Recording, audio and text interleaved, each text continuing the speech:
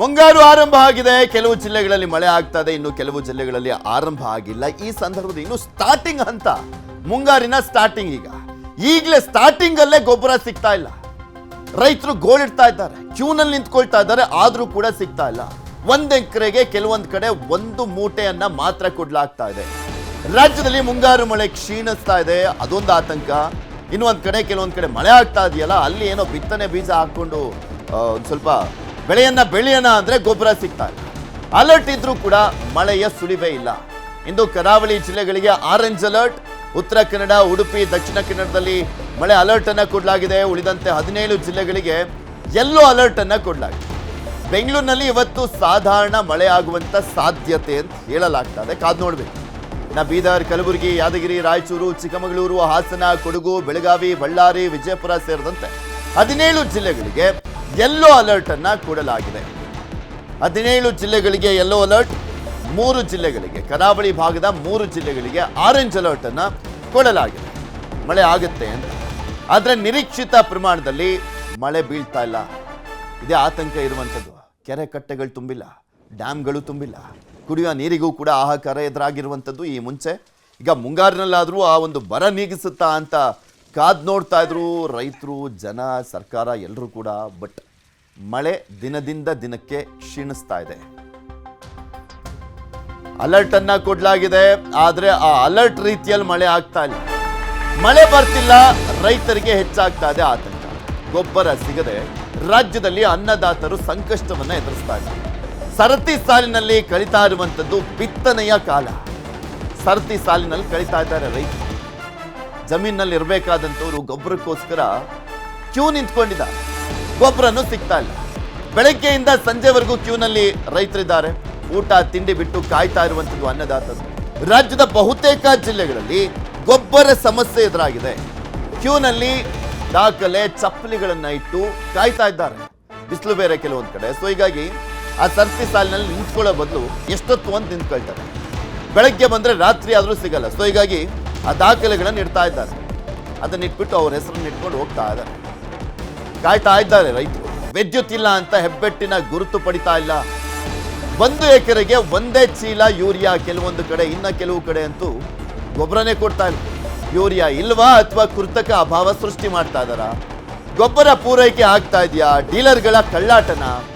ಮುಖ್ಯಮಂತ್ರಿಗಳು ಈ ಸಮಸ್ಯೆಯನ್ನ ಬಗೆಹರಿಸಬೇಕು. ಗೊಬ್ಬರ ಕೊಡಿಸಿ ಸ್ವಾಮಿ. DK ಶಿವಕುಮಾರ್ ಅವರೇ, ನಿಮ್ಮ ಹತ್ರನೇ ಈಗ ಇರೋದು ಎಲ್ಲ ಖಾತೆನೂ. ಕೃಷಿ ಖಾತೆ ಎಲ್ಲ ನೀವೇ ಇಟ್ಕೊಂಡಿದ್ದೀರಾ. ಈಗ ನೀವೇ ಆನ್ಸರಬಲ್, ನೀವೇ ಆನ್ಸರ್ ಮಾಡಬೇಕು. ನೋಡಿ, ಇದು ಯಾವಾಗಲೂ ನೀವು ಹೇಳ್ತಾ ಇದ್ರಿ, ಮೊನ್ನೆ ಎಲ್ಲ ಮಾಧ್ಯಮದಲ್ಲಿ ಮಾತನಾಡುವಂತ ಸಂದರ್ಭ, ಇದು DK ಸರ್ಕಾರ.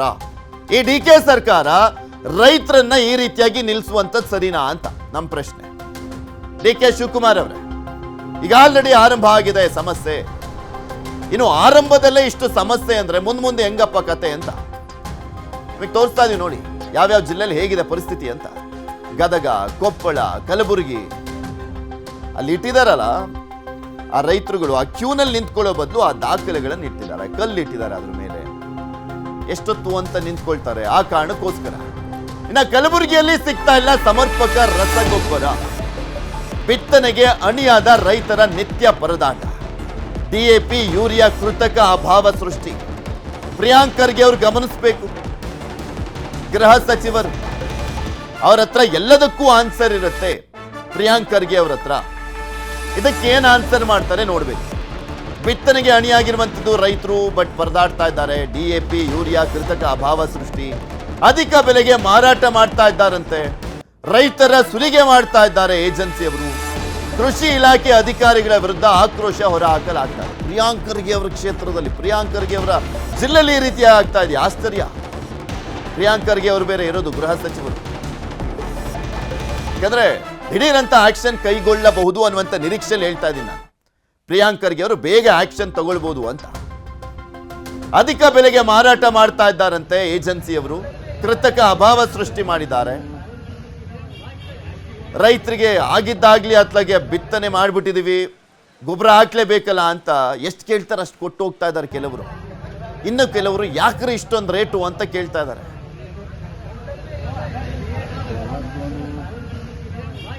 ಮತ್ತು ಕಲಬುರಗಿ ಜಿಲ್ಲೆಯಲ್ಲಿ ಇವತ್ತು ರಸಗೊಬ್ಬರ ಒಂದು ಕೊರತೆ ಎದ್ದು ಕಾಣ್ಲತ್ತದ. ಇವತ್ತು ಕಲಬುರಗಿ ಜಿಲ್ಲೆಯಲ್ಲಿ 10,000 metric ton urea, 9,000 metric ton DAP, 13,000 metric ton complex, ಒಂದು PDA ಇಷ್ಟು ಒಂದು ದಾಸ್ತಾನ ಕಲಬುರಗಿ ಆದಂತೇಳಿ ಇವತ್ತು ಖುದ್ದು ಜಿಲ್ಲಾಧಿಕಾರಿಗಳೇ ಏನಪ್ಪಾ ಅಂತಂದ್ರೆ ಒಂದು ಸ್ಟೇಟ್ಮೆಂಟ್ ಕೊಡ್ತಾರೆ.